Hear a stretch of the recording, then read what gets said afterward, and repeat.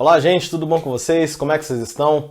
Bem-vindo mais uma vez ao nosso canal, eu sou o Fábio Tancredo e hoje iremos falar sobre um dos maiores tenistas da história do Brasil. Ele junto com Maria Esther Bueno marcaram época ganhando os grandes slams, que são os conjuntos dos 4 torneios mais importantes do mundo. Só que vamos um pouquinho além dessa história de Roland Garros que ele ganhou os 3.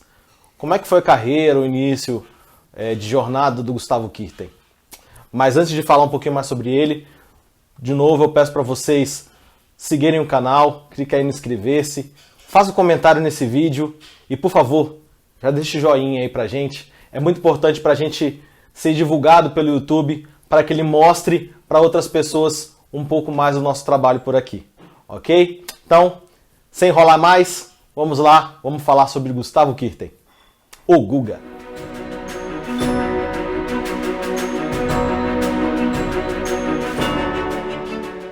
Gustavo Kuerten, o Guga, nasceu em 1976, na cidade de Florianópolis, aqui em Santa Catarina, no sul do Brasil. Desde pequeno já gostava de acompanhar o pai, que vivia muito perto do tênis. O pai dele, do Guga, costumava arbitrar e organizar competições de categorias de base no tênis. E foi assim que o Guga começou. Com apenas 6 anos de idade, ele já começou a praticar e a disputar os seus primeiros torneios. E o pai sempre do lado dele. Só que, infelizmente, o Guga teve perdas muito significativas na infância dele. Teve problemas, na realidade. Primeiro, quando ele tinha apenas 8 anos de idade, em um desses torneios, o pai estava arbitrando uma partida e teve uma parada cardíaca e veio falecer.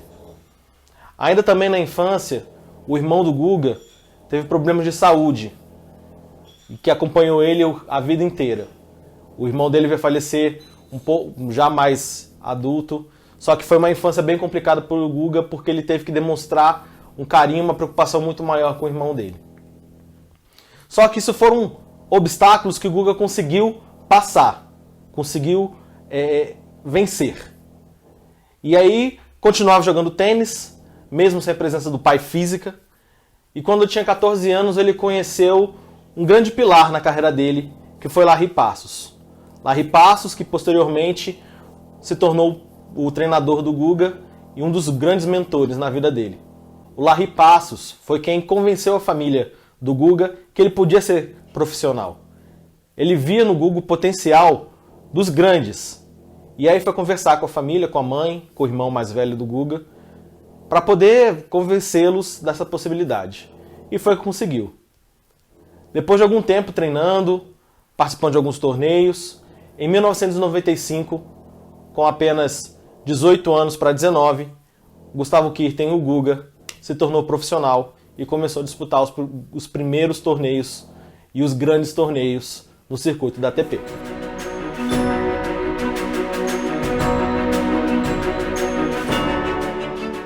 O Guga teve início de carreira como profissional difícil, como é comum na carreira dos tenistas. O primeiro ano dele foi de adaptação. Disputava os torneios, alguns grandes como convidado, jogava os qualifiers. Só que a primeira grande proeza do Guga foi no ano de 96, quando ele ajudou o Brasil a retornar à elite do tênis mundial na Copa Davis, a primeira divisão. O Brasil ficou muito tempo longe do grupo dos 16 melhores times, dos 16 melhores países. E ele conseguiu uma vitória muito complicada contra a Áustria. E conseguiu botar o Brasil, que ficou lá durante muito tempo, principalmente nesse período que o Guga jogou e ficou no auge. Já em 97, ele já ocupava a 2ª colocação no ranking brasileiro de tenistas, atrás do Fernando Meligeni. O que não impediu de chegar, por exemplo, em Roland Garros e conquistar o título. Claro que isso a gente vai contar um pouco mais na frente. E depois desse título em Roland Garros, ele ficou lá entre os 20 e 30 melhores do mundo, sem muito destaque, mas se mantendo entre os melhores. Em 98 foi o ano mais complicado dele. Foi exatamente esse período. Ele ganhava alguns torneios, mas sem muita expressão. Ganhou torneio que eram considerados, hoje em dia, que seriam considerados os Masters 500. E mesmo assim, se mantém nessa posição. No ano de 99 é que ele realmente se colocou entre os grandes tenistas da época. Conseguiu bons resultados em grandes slams, principalmente em Roland Garros e Wimbledon, onde ele não costumava jogar, não gostava muito até de jogar, e conquistou seus primeiros 2 títulos de Master Series, que hoje são considerados os Masters 1000, que são os torneios mais importantes tirando os Grand Slams. E isso lhe deu muita força, foi até por isso que ele conseguiu chegar no top 5 do mundo, feito nunca alcançado por um brasileiro, homem, no caso, porque Maria Esther Bueno conseguiu esse feito bem lá atrás. Depois de 99, ele já entre os melhores, chegou ano de 2000, que foi o melhor ano da carreira dele, sem sombra de dúvida. Apesar de ter ganhado apenas um Master Series, que foi em Hamburgo, ele conquistou o título de Roland Garros pela segunda vez e no final do ano conseguiu um feito jamais alcançado por um tenista brasileiro, que foi conquistar a Masters Cup, que reúne os 8 melhores tenistas durante o ano, durante a temporada, conquistou esse título e terminou o ano como número 1 do mundo.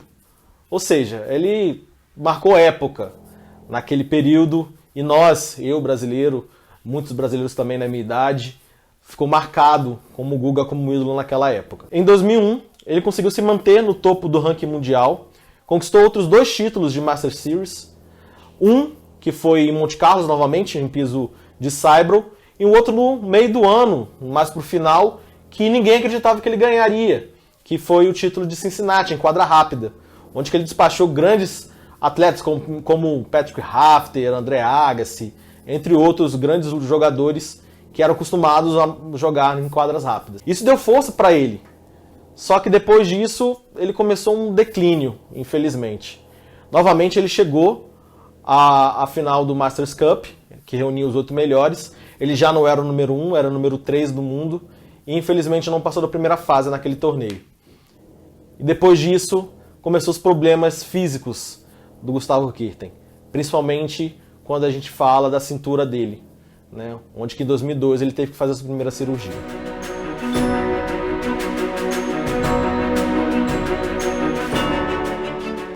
E agora chegamos nos principais títulos da carreira do Gustavo Kuerten. Tirando o título de 2000, a Masters Cup em Lisboa, foi o auge da carreira do Guga, né? Os 3 títulos que ele teve em Roland Garros. O primeiro em 1997, onde ninguém esperava que ele chegaria onde chegou. Em apenas 3 anos de carreira, como é que um rapaz conseguiria chegar tão longe? E como é que uma pessoa que era o 66 no ranking mundial conseguiu ser campeão? Pois é, nessa trajetória não foi nada fácil. Conseguiu umas vitórias mais tranquilas e outras bem complicadas. E nessa trajetória ele ganhou 3 jogos de ex-campeões de Roland Garros. Um foi o Thomas Muster, também já foi campeão. O Kafelnikov, que viria a ser um dos grandes rivais do Gustavo Kuerten. E na final ele ganhou de um outro ex-campeão, que foi o Sérgio Bruguera, o espanhol. Uma vitória que ninguém acreditava que ia acontecer. E ali ele começou a escrever o nome no tênis. Nos 2 próximos anos, em 98 e em 99, ele teve participação discreta, acho eu. Em 98, como ainda uma surpresa, não estava entre os favoritos, apesar de ter ganho no ano anterior, ele foi eliminado logo na segunda rodada por um outro grande rival, que viria a ser o Marat Safin. Em 99, que foi um ano de consolidação da carreira do Guga, ele conseguiu chegar às quartas de final. Perdeu para o Kafelnikov novamente. Ele que disputou muitas partidas contra o russo. E aí chega 2000. No ano de 2000, sim, Guga, já firme entre os principais nomes do tênis mundial, conseguiu seu segundo título. E nesse caminho, até o segundo título dele, ele também venceu campeões de Roland Garros em anos anteriores. Um deles foi o americano Michael Chang e novamente o Kafelnikov. Você vai ver muito nome desse rapaz aqui nesse vídeo. E na final, ele enfrentou também um cara que disputou muito no período que disputou o circuito de tênis, que foi o Magnus Norman. Numa final onde o sueco tinha perdido apenas um set durante toda a trajetória dele até a final do torneio. Guga foi lá, conseguiu ganhar de 3-1 e concretizou seu segundo título. E aí chegamos em 2001. O ano do seu último título como tenista em Roland Garros. Ele teve uma campanha, começou bem, ganhando seus jogos com tranquilidade, até chegar às oitavas de final. Nas oitavas de final, ele encontrou o americano Michael Russell, um cara desconhecido, com pouco nome no circuito mundial, que deu um trabalho muito grande para o Guga. Ele ganhou os 2 primeiros sets do Gustavo Kuerten e teve match point. E foi aí a grande virada do Guga naquele torneio. E toda a atmosfera que o Guga tem com o Roland Garros vem desse dia. O Guga estava muito mal na partida, só que o público de Roland Garros, o público francês, o parisiense, começou a apoiá-lo de uma maneira dificilmente vista no tênis. A torcida no tênis sempre é muito quieta, aplaude entre os pontos, mas dificilmente mostra muito entusiasmo nas partidas. E foi exatamente o que aconteceu com o Guga naquele dia. A torcida deu uma força para o Guga virar aquele jogo, que virou, ganhou de 3-2, e ao final daquela partida que a gente vê o ícone que foi o Guga. Aquele momento em que ele desenha o coração na quadra de saibro e ajoelha, agradecendo ao público, porque se não fosse o público, o Guga não teria passado daquela partida.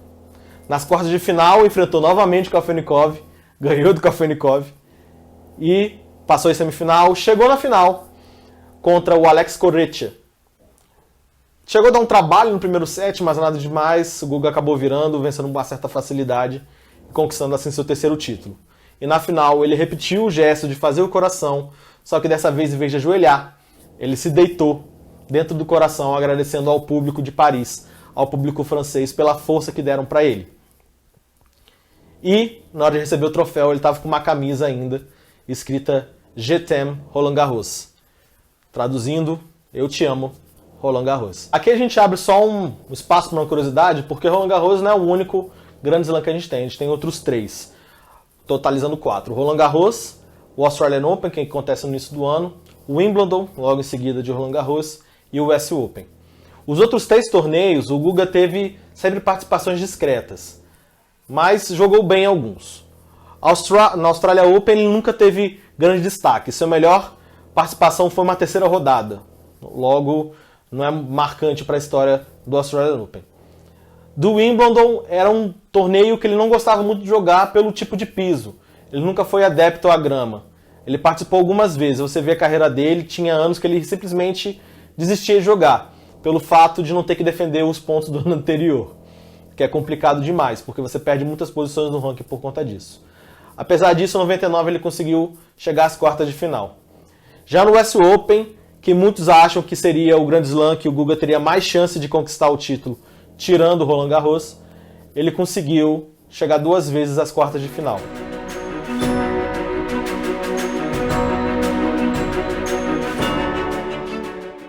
Como eu falei, em 2002 o Guga começou a ter um declínio na carreira dele.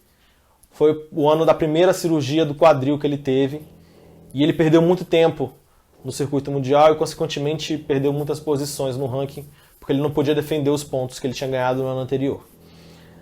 Com isso, ele teve resultados regulares, chegou às semifinais e finais de alguns torneios e conquistou apenas um título naquele ano, que foi no Brasil Open. Em 2003, ele também continuou lutando contra as lesões, teve bons resultados em alguns torneios, conseguiu 2 títulos apenas, mas o que seria hoje do Master 500. Ganhou em Auckland, na Nova Zelândia, no início do ano, e em São Petersburgo, na Rússia. Só que ele ficava se mantendo ali entre os 30 melhores do mundo. No ano de 2004, novamente, ele teve alguns bons resultados, bem expressivos. Ele chegou à final do Masters 1000, que seria o Masters 1000 de Indian Wells, perdendo para o Lleyton Hewitt. O Lleyton Hewitt, quando ele chegou à final, no ano de 2004, em Indian Wells, eles se enfrentaram e no final da partida o Lleyton Hewitt falou: esse Guga nem é sombra do Guga que eu enfrentei alguns anos atrás. Ou seja, os adversários também já viam que o Guga já não tinha mesmo físico. E no mesmo ano ele conseguiu chegar às quartas de final de Roland Garros, passando por então número 1 do mundo, já que era o Roger Federer, ganhando de 3-0 de maneira imponente, mostrando uma habilidade dentro de quadra que há muito tempo não se via. E novamente ganhou o Brasil Open, que acontecia também no final do ano. Já no ano de 2005, 2006 e 2007, Ele chegou a ganhar alguns jogos, fez bons torneios, só que sem ganhar títulos de relevância.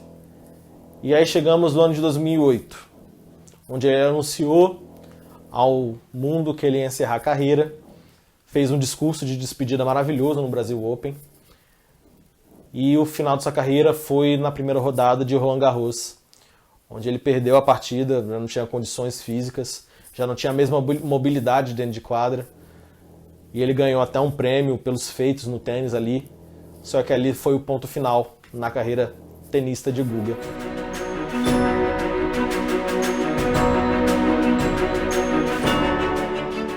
Apesar do Guga ter se tornado profissional no ano de 1995, seu primeiro torneio como profissional foi em 1993. Ele perdeu, sim. A sua primeira vitória também foi naquele ano. Apesar de não ser profissional, ele já disputava algumas partidas em nível profissional. Isso acontece normalmente no mundo do tênis. Ao longo de sua carreira, o Guga conseguiu conquistar 20 títulos de ATP. Além disso, ele conquistou mais de 350 vitórias nesse período. Ele também foi o único jogador que conseguiu ganhar do Pete Sampras e do André Agassi no mesmo torneio. Lembrando que Pete Sampras e André Agassi eram os principais jogadores desse tempo, né, dos anos 90 e anos 2000. No período que o Guga liderou o ranking mundial, ele ficou 43 semanas no topo do ranking. Coisa bem complicada para os tenistas que chegam nessa posição, se manter durante esse longo tempo. Gustavo Kuerten disputou 2 Olimpíadas pelo Brasil. A primeira foi em Sydney, no ano de 2000, onde ele teve uma boa campanha, chegou nas quartas de final, perdendo para o Kafelnikov.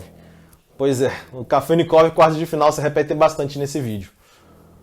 A segunda vez já foi em Atenas, 2004, já não repetindo os mesmos feitos anteriormente conquistados. Ele acabou sendo eliminado na primeira rodada pelo chileno Nicolás Massu, que chegou a ser campeão naquelas Olimpíadas, ganhando medalha de ouro.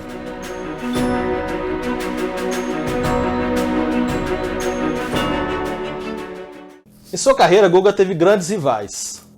Alguns ele perdia mais do que ganhava, outros ele ganhava mais do que perdia, e outros eram bem equilibrados. Um que eu falei bastante aqui foi o Kafelnikov, o russo, Evgeny Kafelnikov. Guga ganhou alguns, perdeu outras, e eles sempre estavam lá na cabeça dos torneios. E era uma rivalidade muito legal. O Kafelnikov era mais saque-voleio, enquanto o Guga era mais fundo de quadra. Então era uma disputa bem bonita de se ver, de estilos diferentes. O que acontecia muito também com o Pete Sampras, que também já foi mencionado aqui. Pete Sampras era o principal nome daquela era, na minha opinião. Apesar de não participar muito dos torneios, que era uma característica dele, ele participava apenas dos mais importantes, ele tinha um saque-voleio que não se vê hoje em dia. Era um estilo de jogo dominante e que Guga tinha muita dificuldade de conquistar as vitórias em cima dele. Coisa que aconteceu apenas uma vez, que foi na final do Masters Cup, onde ele foi campeão no ano de 2000. Outro nome, André Agassi, também mais equilibrado. Guga ganhou algumas e perdeu outras. O Agassi tinha um estilo de jogo mais parecido com o do Guga. André Agassi, por acaso, que foi o jogador que perdeu a final da Masters Cup daquele ano de 2000. E tem outros nomes também que rivalizaram bastante com Gustavo Kuerten. Tem Marat Safin, o russo, Magnus Norman, que perdeu a final de Roland Garros de 2000 para ele, o Juan Carlos Ferrero, o espanhol muito bom de fundo de quadra, Carlos Moyá, entre outros grandes nomes. Guga superou todos eles em algum momento de sua carreira. Isso que o torna grandioso aqui no Brasil, principalmente pela dificuldade que nós temos de conseguir revelar jogadores de tênis.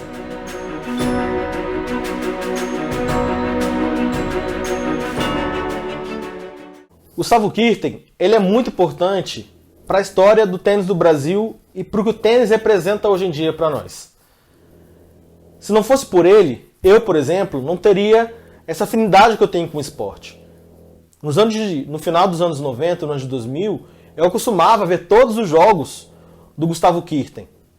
As partidas, ele jogando, torcendo bastante. E por conta dele que eu continuei acompanhando, vendo o Meligeni competindo, vendo o Tomás Bellucci. Ele foi o melhor brasileiro?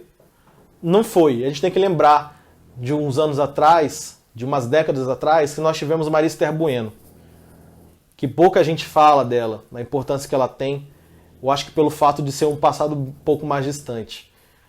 Ela ganhou vários títulos de Grand Slam. Ela ganhou alguns Wimbledons, ganhou o US Open, ganhou o Roland Garros. Não só em torneios de simples, mas também de duplas mistas e duplas femininas. Agora o Guga, ele é um marco para uma geração inteira. E seu estilo de jogo era muito bacana de se ver. Eram pontos longos, onde que ele trabalhava com paciência, batia, tinha uma esquerda, um backhand maravilhoso, com a paralela que poucas pessoas, não sei se vão lembrar, mas que poucas pessoas tinham. Normalmente a galera bate com duas mãos, ele bate com uma só, batia com uma só. Era maravilhoso de ver o jogo dele. E como é que ele fazia para se adaptar à maneira de jogo dos outros, principalmente os jogadores que sacavam e voleavam, que era muito mais complicado, ele botando a bola no pé. Ele tinha uma precisão maravilhosa. Só que, infelizmente, por causa das contusões, ele foi perdendo essa habilidade.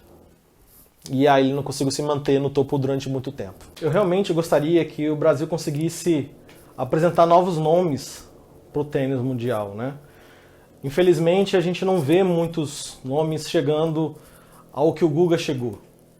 Eu acho que a gente nem deve pensar ter essa pretensão. Mas tem alguns jogadores que tenham realmente condições de ganhar torneios, que para novas pessoas se sintam atraídas pelo esporte, assim como eu me senti atraída. Porque, assim como o Guga, essas pessoas são o chamativo, são a isca para que a gente goste do esporte, consiga desenvolver melhor o esporte. Infelizmente a gente perdeu essa oportunidade. O Guga teve aí, a gente não conseguiu pegar pessoas para trabalhar em prol do tênis, para conseguir desenvolver novos talentos, para chegar no circuito mundial e fazer bonito. Quem sabe a gente tem novos talentos aí chegando, como o Thiago Wilde, conquistou um título ATP aí, nível ATP, em Santiago, no Chile, esse ano, um pouco antes da pandemia. Quem sabe ele vem também para mudar um pouco esse cenário, né?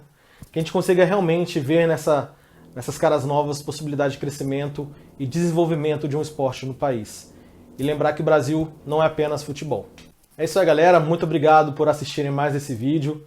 É um prazer estar aqui com vocês. E para que a gente continue fazendo vídeos aqui, eu peço que vocês comentem aqui embaixo. Deixe aqui o seu comentário falando quem você gostaria de ver por aqui. Eu falando, contando um pouquinho da história dele. Suas sugestões de melhoria aqui no vídeo também, isso é muito bom. Deixe seu joinha, que assim o YouTube mostra esse vídeo para outras pessoas. E é claro, divulguem. Mostrem nosso trabalho para os seus amigos, para os seus familiares, para a gente poder junto crescer cada vez mais. Muito obrigado a todos, fica com Deus e até a próxima.